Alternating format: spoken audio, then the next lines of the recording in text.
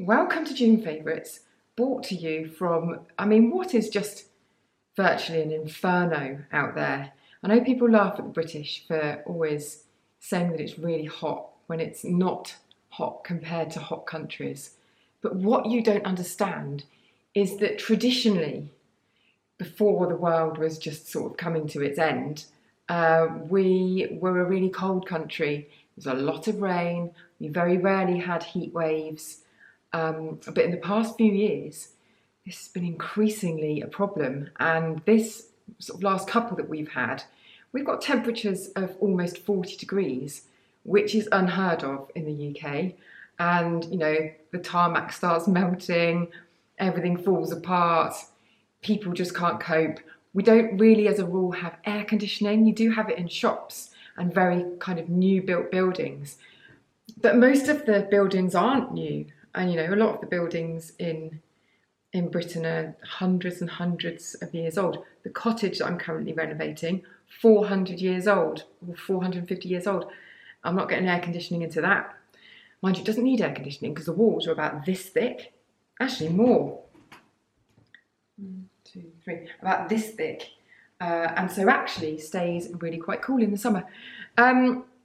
Anyway, it's bloody boiling out there. And so if you've seen all this news about people in Britain who are just melting, it's quite brutal. Where was I? June favourites. My mind is completely addled. People keep asking about this shirt. It was from H&M last year or the year before. And it was, H&M sometimes have their pricier range, like collection or something. I don't know. Anyway, it's pure linen. I'm sure it was about 60 quid, which is a fortune at H&M, isn't it? But I'll look. And somebody said to me the other day that they do them every year and they still have this one. So I'll check the product code and I will, I'll link to it below because it is really nice. And I feel like it can look quite smart. Doesn't look smart with what I have it on with, which is my Adidas cycling shorts, eh? But you were never supposed to see those. My first favourite. There's a whole thing about bras going on in my life. Trying to find really cool cotton bras that can just be casually worn around the house. That give okay support, good support, but are just really, really comfy. Because in the heat, you just can't be asked, can you? So I did a series of posts the other day about a load of stuff I bought from Boody. Boody I discovered years ago, but I feel like recently they've really come into their own with loads of different cuts of bra, and they're all very, lots of the bras that are comfy, that offer good support, are very kind of plastic based in terms of their materials. And so what happens, I have one on at the moment, I'll show you in a second. What happens is when it gets really hot, you just feel like you're overheating in it. This one's actually not too bad. But for example, the Honey Love bras, which I love, I think they're amazing, can't do them in this kind of weather. I am just pooling with sweat, and it's simply the materials they're made from. They're not breathable.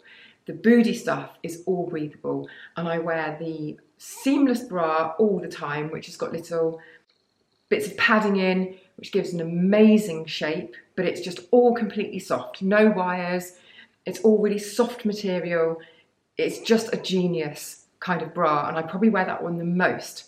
Then they have these ribbed sort of crop tops that have also got really nice support, I think because of the banding at the bottom, and then they've got these sort of shaped cups, slightly shaped cups, absolutely brilliant. And I've recently bought the Racerback as well, which I think I should have bought the sort of plus cup size one of that, and I didn't, so I'll have to get that as well. I just bought the little bralette type one, which doesn't really give any shape, but it's fine.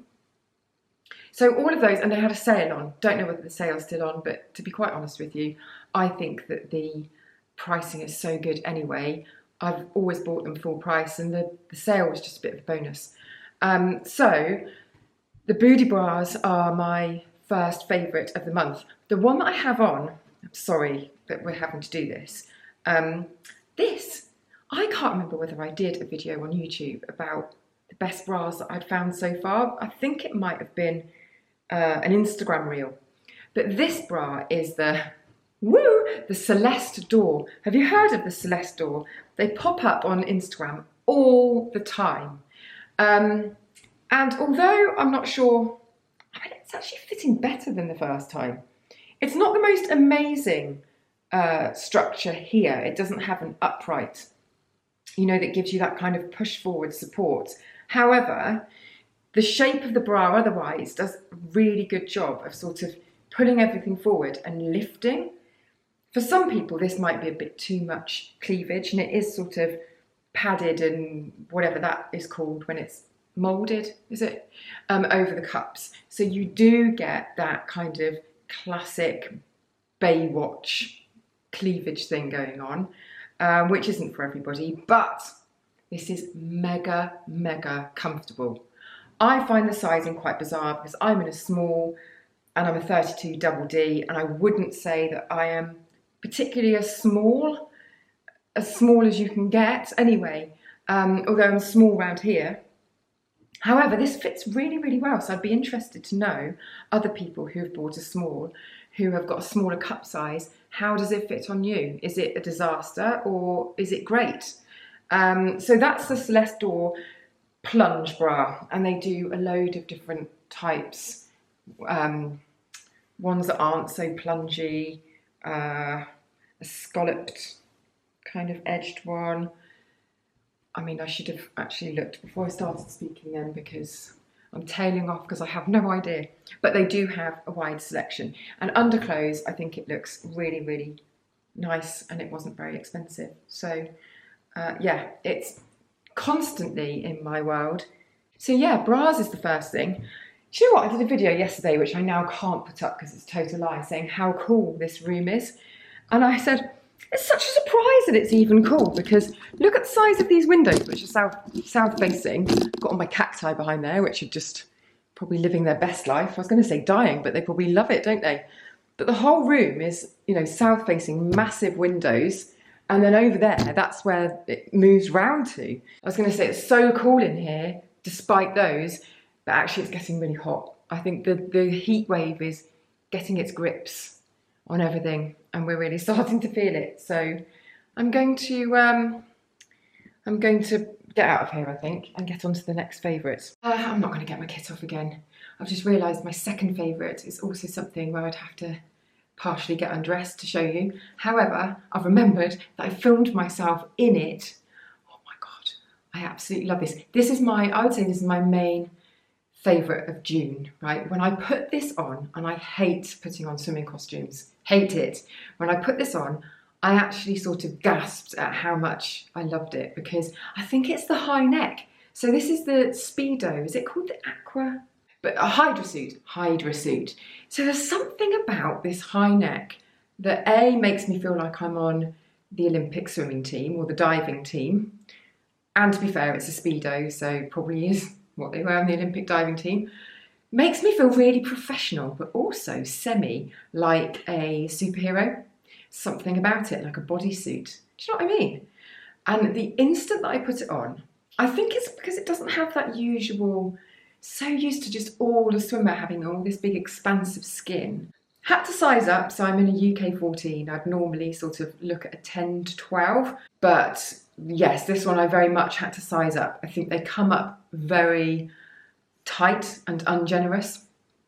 But it's got a zip up the back. Oh God, it's just so good. And I put it on and I thought, you know what, I feel really sort of confident and secure. I bought it to take the kids to Centre Parks, which I'm going to be writing about on my blog. So if you're not subscribed to my blog, make sure you do that right now, because last year I reviewed our trip to Icos, and it was very brutally honest. If you haven't read that, I'll link to it. And then I'm going to be doing a brutally honest review of Centre Parks as well. But this swimming costume I bought for Centre Parks because they've got this thing called subtropical swimming paradise. I'm not sure paradise is the right word, but it's full of sort of flumes and slides, and there's a river rapids, and it's the kind of place that if you're not wearing a solid swimming costume, everything's going to flap out. So I bought it for that. I bought 4 different Speedo swimming costumes, and that's the one that I kept because I just instantly thought, this makes me feel amazing. I had some beauty stuff to show you, and now I can't find it. I moved it so that it would be right there for when I needed to show you, and I can't find it. It's totally disappeared. One of them is so good. I mean, they're both so good, but one of them I absolutely, I actually can't cope with how disorganised this is, but also how hot it is. So instead of holding up the product, I'm gonna pop it on screen here. Okay, now listen, you will have heard, this is a cult product, right? Tatcha Dewy Cream. Looks like this, okay, in a pot. And it has got cult status. People absolutely love it because it gives this kind of glazed effect to the skin. So it's a really bouncy kind of gel cream, but it's very, very rich. And it just leaves the skin looking, some people would say greasy, if they were being brutal. But it's not greasy, it's dewy, which is that lovely kind of fresh look. But I think mostly it's not about the look. It's if you put it on at night, you wake up in the morning, you can still feel it there. It's sort of like you've been a bit glazed, like a donut. Now, until now, this is only really suitable for people with skin that's sort of normal, dryish, okay? So no oiliness, because you just wouldn't, I wouldn't use it if I had oiliness. I wouldn't use it in my oily patches. I wouldn't use it if I had oily or spot prone skin. Really, I just don't think it's the right cream. However, they have brought out this, which has been formulated for oilier skin. So it's just a lightweight version. And I don't know what kind of magic they have done or used to produce this product, but it feels just like the Dewy Cream. I want to say even better, but it's lightweight. It sits lightly on the skin. It just feels quite magical, I think. And I wrote a whole post about it, which I didn't publish because I thought, I can't write a whole post about this one cream. People will think that I have lost the plot, or that Tatcha are doing some kind of sponsorship with me, which they're not. It's just, I was just blown away from the first time I used it. So I've been using that loads, and I don't know, I've obviously put it somewhere to get it ready to shoot for the favourites. But if you could see the mess in here, you would understand why I can't find it, because I feel as though I'm going to go over my limit this month. But I also need to show you the NARS Multiple. Now the NARS Multiple I have on at the moment is Swing, okay, but I wanted to show you this one, which is called Bad Habit. Only because I've been including these in my makeup videos for months, and I haven't given you a little demo on YouTube because I completely forgot to put my What's in My Makeup Bag Spring video up, and also forgot to put up my really lengthy, took days to edit skincare video. I just thought that I'd posted it and I haven't, so that's going to come up really soon. But this, let me just get a brush, is just the absolute bee's knees, right? So hold on, let's move around so we've got better light on my face. Why didn't I do that in the first place? That would have been a lot less cluttered, wouldn't it? So this is a cream blusher. It's called the Multiple because you should be able to use it on eyes, as a blush, on lips. If you use it on lips, it looks a bit like a sort of milkshakey kind of effect, I'd say. I don't love it on lips, but at a push, I think it's actually not bad. But mostly it behaves perfectly as a blush, okay? And it goes on as a cream, but then it blends out and sets like a powder. So if I just show you a little bit, can't see what I'm doing at all. If I just show you a little bit on the skin there, can you see how it's got a really kind of soft and diffused effect? Blends in really nicely. Can't see what I'm doing. How does that look? Haven't even got my mirror because I borrowed it in a different room for doing some filming. Look at that. Oh God, I think I'm now that I think about it, I think I've included this in last month's favourites, didn't I? I always find as well, people say, why do you put your blusher so high? Because that's what loads of makeup artists used to do when I was modelling. because if you bring it quite high, it knocks back your dark circles. Just makes everything look really fresh and lovely. See? Can't see. It could look horrendous, but I don't think it does, hopefully. It's just a brilliant product. I think it's one of my favourite blushes. If you struggle with that cream formula that you then have to sort of wiggle around all over the skin and then it disrupts everything underneath, this is just light as air, and so it just very seamlessly glides over the surface. See? Those are my beauty things of the month. We then have a book. Now, I've been racing through my summer reading list. If you want to know what's... Oh, that's a bit wonky, isn't it, that thing? If you want to know what's on my summer reading list, again, the blog is your friend. I'm going to link to it below. If you want to subscribe, then do. And then you get the posts straight into your inbox. But I went through the books that I'd just ordered for my summer reading, and I'm racing through them. Yesteryear, first half of it, absolutely brilliant. Second half, and the last third, what in God's name was going on? I don't get it.